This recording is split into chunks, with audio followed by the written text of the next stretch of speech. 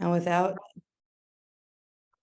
without further ado, I'm going to hand it over to Huda, who's going to welcome everyone today. Thanks, Ariella. Welcome to the AGJC's weekly Pre-Shabbat Zoom. Each week, we gather together the Jewish communities of all 6 GCC countries and our families and friends from around the world to hear an inspirational message before Shabbat, light candles, hear Dvar Torah, pray, and read a section from the weekly Torah portion. Today, we will hear from Ambassador Dan Shapiro. I first met Dan in 2009 when I was in Washington, and he was a senior director for the Middle East and North Africa on the National Security Council at the White House. Our paths crossed again recently when he was here in Bahrain with a delegation from the Jewish Federation of Chicago. The Association of Gulf Jewish Communities is the umbrella organization for the Jewish communities of the GCC countries that are building and enhancing Jewish life in the region. While each community is independent, we share a common goal and vision for Jewish life to flourish in the Gulf for the benefit of both residents and visitors. Thank you for joining us today, and we hope you'll join us next week as well. To stay updated on AGJC events, please follow us on Twitter at Gulf Jewish and visit our website, www.gulfjewish.org. Wishing you all a Shabbat Shalom from Bahrain. Thank you so much, Huda. And we're going to go straight from Bahrain over to California for translating with Sarah. Hi, everybody. Good morning, good afternoon, good evening, Shabbat Shalom. It's so nice to be with all of you. I always love coming on the calls and just spending this time together. So I have our little candles here. I'm going to light them.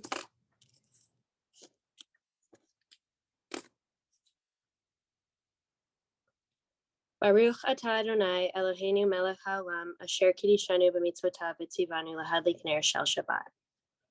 Shabbat Shalom. Shabbat Shalom, and thank you so much, Sarah. And now we'll head over to David, who's going to lead us in Yedid Nefesh. Shabbat Shalom, everyone, from Dubai. Yedid Nefesh Avarach Haman Meshoch Avdecha El Retzonecha Yarutz Avdecha Kemo Ayal Yishtachaveh Mul Hadarecha Yerab Lo Yedidutecha Minof Etzuf Vechol Ta'am Adonai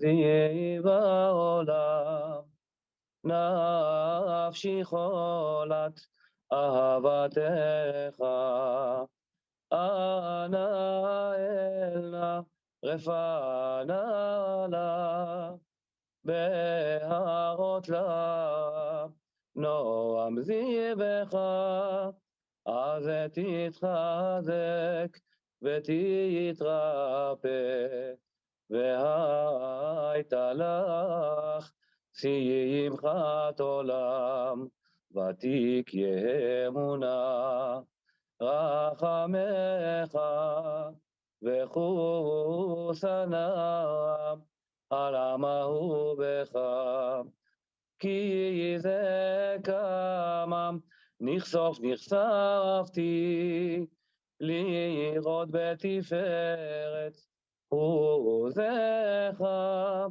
אנא אלי חמדת ליבי וחוסנה ואל תתעלם יגאלנה ופרוס חביב עלי את סוכת שלומך, תאיר ארץ מכבודך,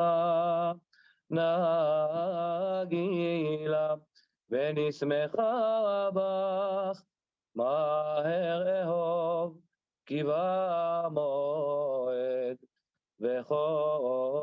וכוננו כי ימי עולם. Thank you. Tilly light light light light tilly light light light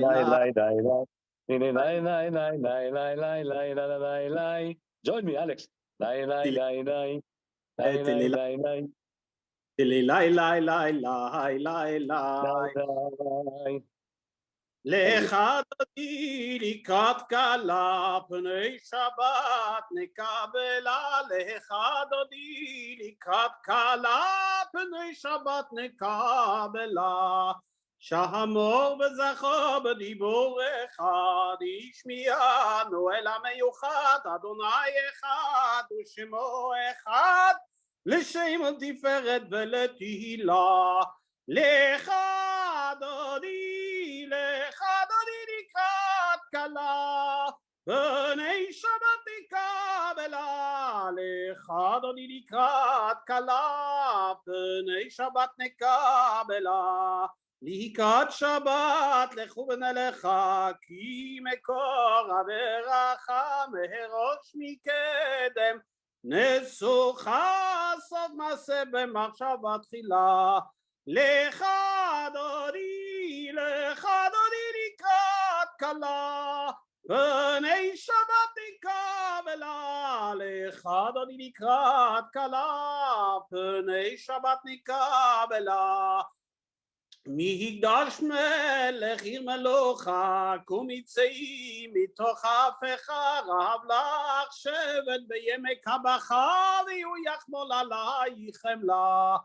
לך דודי לקראת כלה, פני שבת נקבלה. לך דודי לקראת כלה, פני שבת נקבלה. ימים ושמאל תפרוצי, ואת אדוני תריצי, על יד איש בן פרצי, ונשמחה ונגילה. לך דודי לקראת כלה, פני שבת נקבלה. לך דודי לקראת כלה, פני שבת נקבלה. בואי בשלום עטרת בעלה, גם בשמחה ובצלה, תוך אמוני ים סגולה. בואי חלה. לך דודי לקראת כלה, פני שבת נקבלה. לך דודי לקראת כלה, פני שבת נקבלה.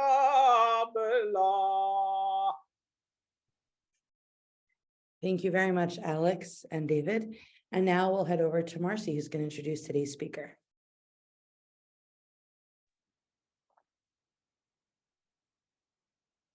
Good morning, excuse me, good morning, good afternoon, good evening from sunny, who would know, London, England, where it's barely ever sunny.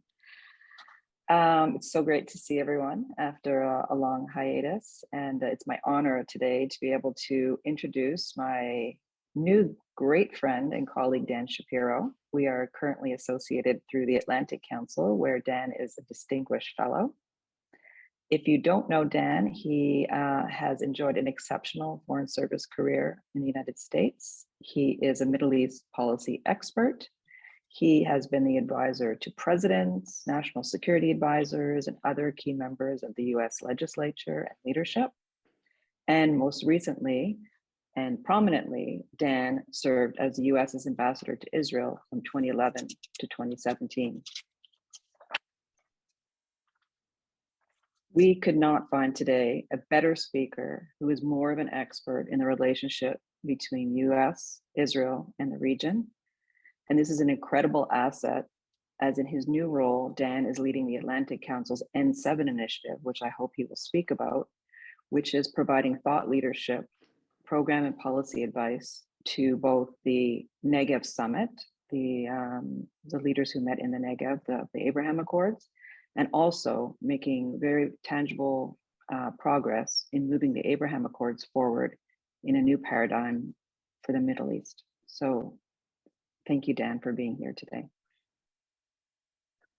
Thank you, Marcy. Shabbat Shalom, everybody. It's wonderful to be with a friend and colleague as warm and dear as Marcy Grossman. And also thank you to Hoda Nonu for the invitation and for all your leadership and organization of this Association of Gulf Jewish Communities. Thank you to others involved. This is a tremendous, innovative new community that is really building on what has been achieved so far, and I think has much farther to go in terms of what it will produce for Jewish life in the countries of the Gulf states and really across the region. I thought I'd talk today a little about something I've been giving a lot of thought to in my leadership role at the Atlantic Council that Marcy mentioned at the N7 initiative, which is how do we move what's happened beyond, which is normalization, which is wonderful, Abraham Accords and the beginnings of normalized relations between Israel and several new Arab states. How do we move beyond normalization to integration? Because those are really not the same thing. Marcy mentioned the Negev Summit, which of course was such an important milestone on this journey. And it got me thinking and researching a little bit about summits like that. And a summit like that, which is foreign ministers coming together on relatively short notice, it's sort of unstructured, it's informal, doesn't have a lot of the staff work of pre-negotiations that normally precedes those gatherings. And there was another summit like that, but one that most of us whose lives have been centered around the Middle East aren't really aware of. But it provides a really interesting model that, as I've been learning about it, tells me that where this region could head in terms of moving from normalization to integration. So the year was 1967. And while the Middle East was convulsed by its own conflicts, then there was another region, thousands of miles to the east, Southeast Asia, which was recently emerged from the colonial era. It was riven by internal disputes. Indonesia and Malaysia had fought a low-grade border war on the island of Borneo. Malaysia and the Philippines were at loggerheads over conflicting claims. There was war raging in Indochina, so stability was threatened in the whole region. And at the initiative of the foreign minister of Thailand, who was trying to mediate among these neighbors, he brought together his colleagues from Indonesia and Malaysia and the Philippines and Singapore, and they spent several days in an unstructured foreign ministers gathering, kind of like the Negev Forum, at a isolated resort in Thailand. And they came out of it with an announcement that they had agreed on the creation of an organization that would enable these neighbors to strengthen their regional relationships and to bring peace and prosperity to their citizens and to avoid open conflict when disagreements arose. And so at the conclusion of the summit, they went to Bangkok and they signed what became known as the Bangkok Declaration. It's a simple 4-page document.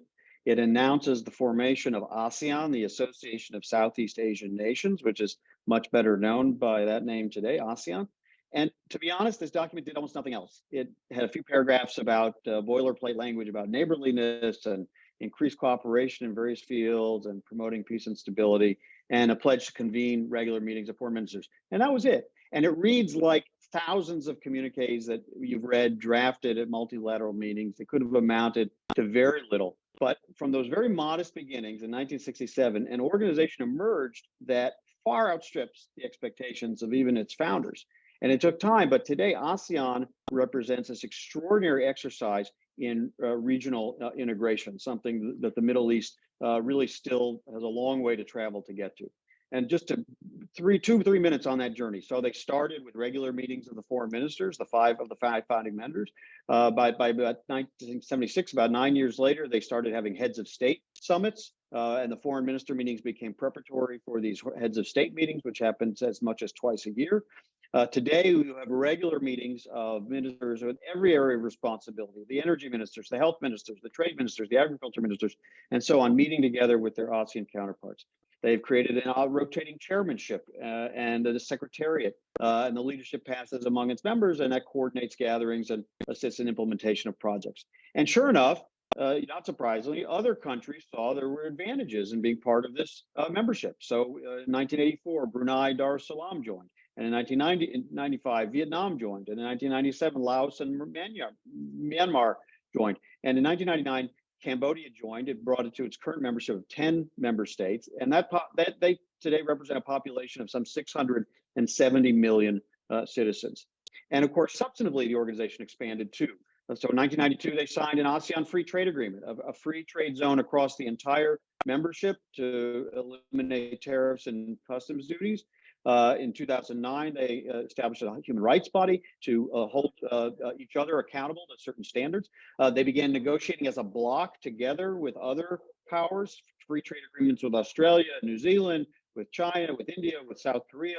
They host foreign ambassadors to the Secretariat. They convene summits with foreign leaders. Every U.S. Secretary of State, and Joe Biden twice this year has convened with the ASEAN heads of state as a group. Every U.S. cabinet official has an engagement in health or transportation or energy or USAID, you name it, with their ASEAN ministerials. So this is a group that not only is strengthening its ties internally, but strengthening its ability to work as a bloc with other nations and powers in the world. And of course, it spawned lots of non-governmental cooperation. Private sector, the private sectors of the 10 countries are similarly aligned. You've got organizations of ASEAN engineers and lawyers and surgeons and shippers and dozens of other professions. Civil society and universities are also pursuing first order partnerships with their counterparts in ASEAN countries. And the intensity of the people-to-people exchanges, what's represented by what's happening on this call, across the ASEAN members is really so vast, it's immeasurable. And what's really interesting about it is that it's proven stable, it's proven mutually beneficial despite the significant diversity of its members. Large countries like Indonesia, small countries like Singapore, rich countries like Brunei, poor countries like Laos, US affiliated allies like Thailand and Philippines, China or Russia affiliates like Cambodia or Vietnam. And some have undergone transitions to more democratic governments, others have backslid away from it. They have this wide range of religious, cultural, and economic characteristics, but they've all consistently determined that participating in the cooperation that ASEAN facilitates brings benefits to the people, their economies, their environment, and their security. And time and again, when they've been tested on this question, they've rededicated themselves to sticking together, solving problems through talking, not fighting, and building something that's greater than the sum of their parts. So here it is 55 years after the founding of ASEAN, very humble beginnings, that 4-page document. But the net effect is this ever thickening web of ties between governments, peoples, private sectors, and societies. And it makes a descent into conflict or a return to conflict virtually inconceivable. There's just too much at stake, too many relationships, too many common interests to justify anything other than sustaining and increasing that progress of regional integration. Now, ASEAN's not perfect. There's a lot of meetings and a lot of talking. Some people think they're slow to make decisions. They've really struggled with the question of Myanmar, which is a brutal dictatorship, and how to hold it accountable for the terrible treatment of its people. It has sort of a weak secretariat, kind of by design. So there are critiques about it. But it really doesn't undercut the value. It's an organic product of the nations of Southeast Asia. It's undeniable that it's helped prevent conflict and ensure stability.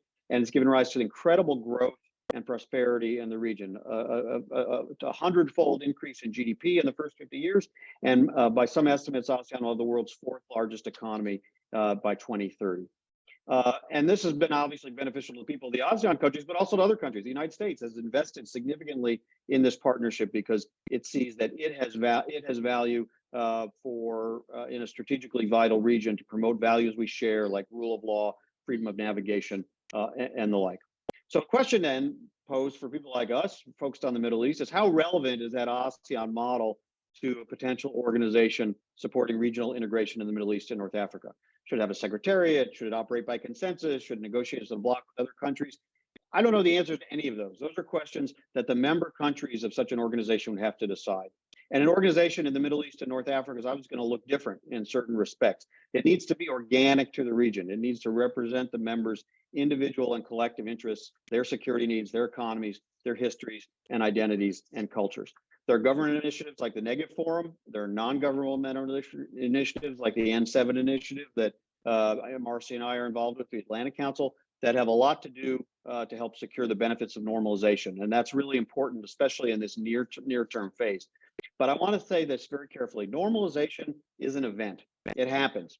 So an agreement is signed, relations are established, embassies are open, handshakes occur. Maybe the first few meetings is when it matures. But soon after that, that phase passes. And beyond normalization, there are relationships to nurture and build and deepen, and a multilateral regional architecture to erect.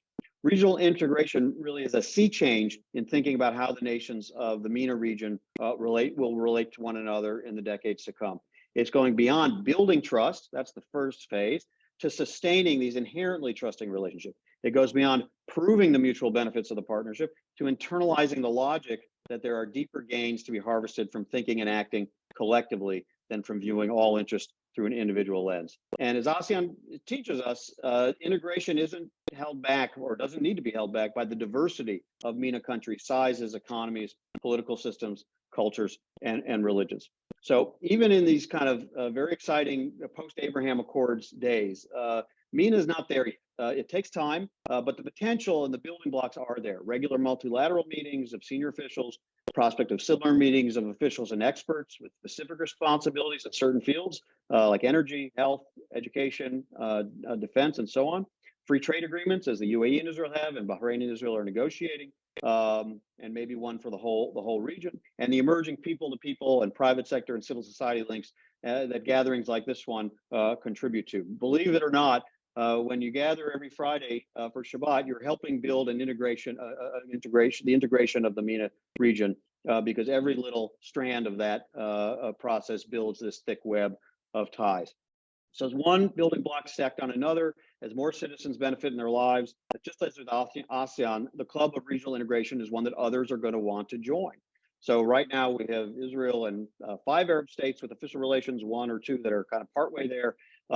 But it's very possible to imagine multiple additional countries in the region deciding this is a bloc, this is a club that they want to be part of. And that will propel forward and make it impossible to go back. I'm going to borrow a reference from the Parsha this week. I hope I'm not intruding on a Dvar Torah here, but there's a moment in the Parsha, Chaye Sarah, where Abraham instructs his servant to go to his where his family is from to find a wife for his son Isaac. And the servant says, well, what if I can't convince the woman to come live here where you are living now with Isaac in the Holy Land?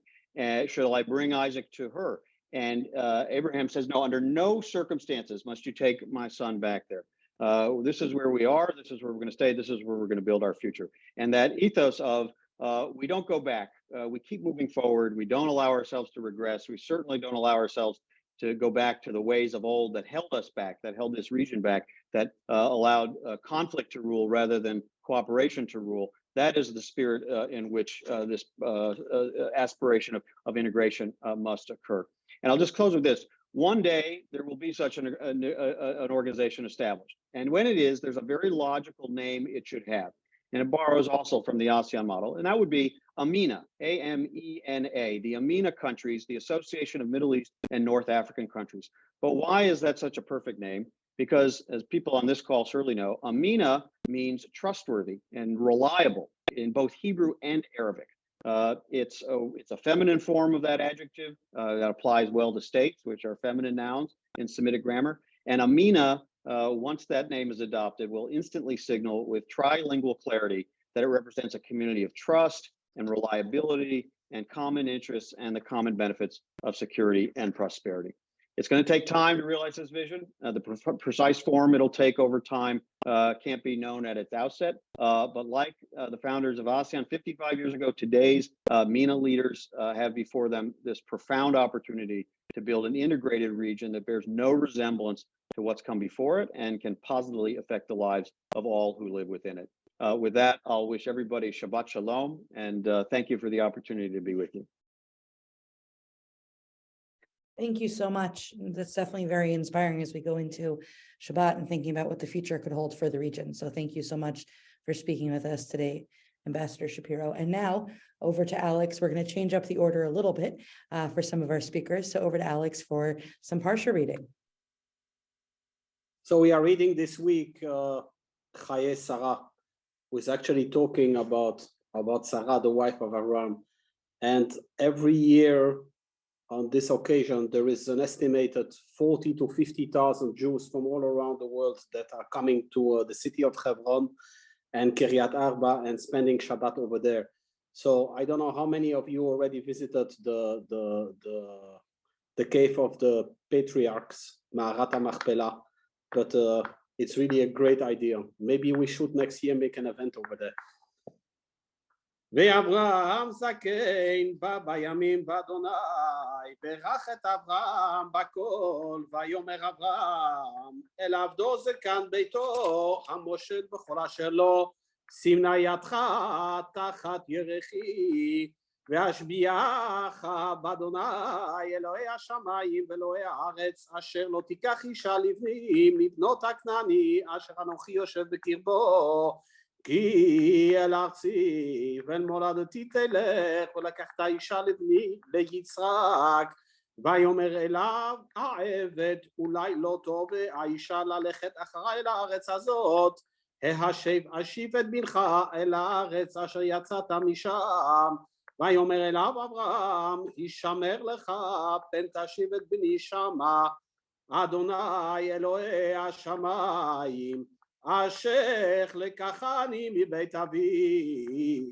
ומארץ מולדתי ואשר דיבר לי ואשר נשבע לי לאמור לזרעך אתן את הארץ הזאת הוא ישלח מלאכו לפניך ולקחת אישה לבני משם ואם לא תובע האישה ללכת אחריך וניקית נשבעתי זאת רק את בני לא תשב שמה.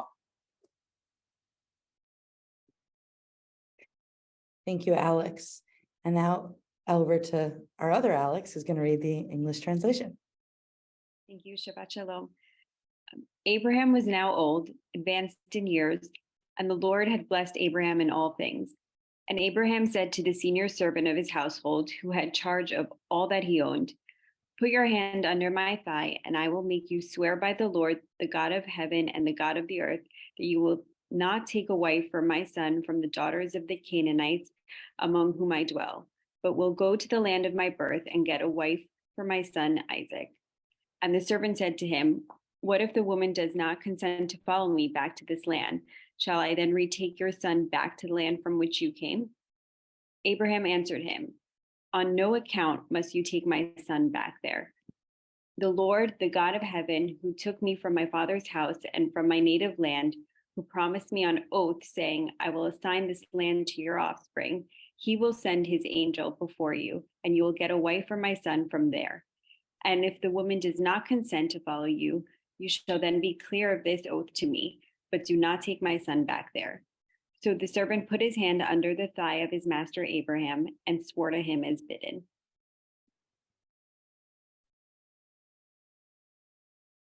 Thank you so much, Alex. And now it's my honor to read the prayer for peace, and then Huda will read the prayer for the GCC.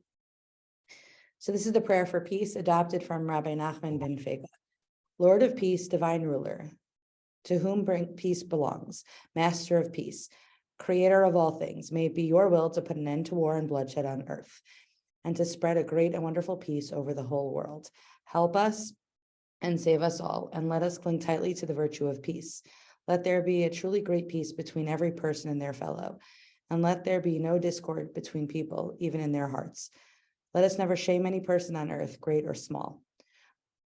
May it be granted unto us to fulfill thy commandment, to love thy neighbor as thyself, with all our hearts and souls and bodies and possessions. God, who is peace, bless us with peace.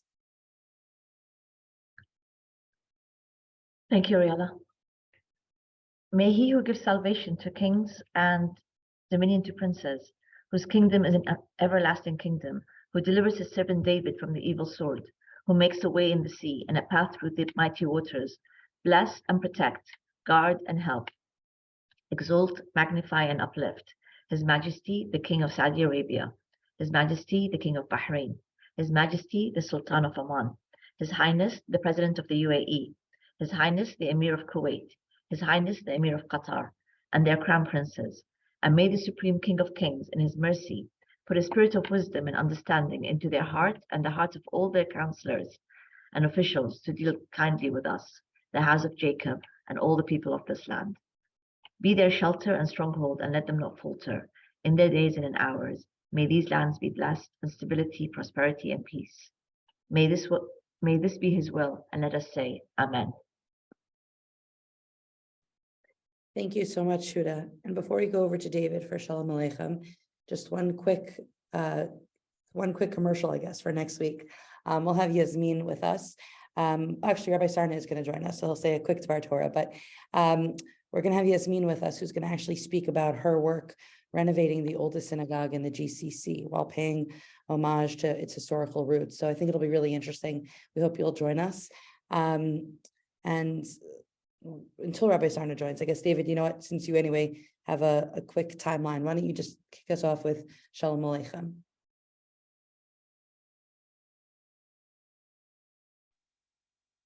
Shalom Aleichem, Malachei Asharet, Malachei Elyon. Mi Melech Malchei HaMelachim HaKadosh Baruch Hu. Boachem leshalom, Malachei Ashalom, Malachei Elyon. Mi Melech Malchei HaMelachim HaKadosh Baruch Hu. Bachuni leshalom, Malachei HaShalom, Malachei Elyon. Mi Melech Malchei HaMelachim HaKadosh Baruch Hu. בצאתכם לשלום, מלאכי השלום, מלאכי עליון.